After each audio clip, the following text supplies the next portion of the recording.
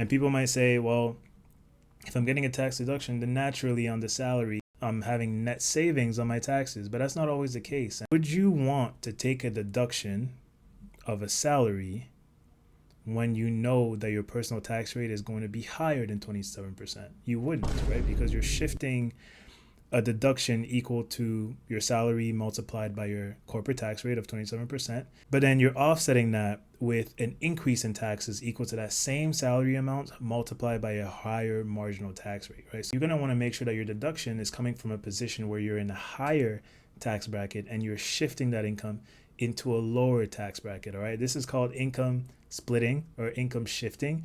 And in this example specifically, we're referring to shifting income from your corporation to yourself when we understand that the corporate rate is higher than the personal rate. I also want to mention, because my community is inclusive of American creators as well, on the US side, it would be the same scenario. If you have your C Corp and you know that your federal tax rate is 21%, you want to make sure that to take that deduction from your salary, ensure that your personal tax rate is lower than 21%, all right? So it starts at 10, then it goes to 12, then it goes higher and higher. So make sure it stays below 21% for this to make sense for you to pay that salary, all right? So always have that variation, always play around with the arbitrage and make sure that you're going to come out in a net tax saving position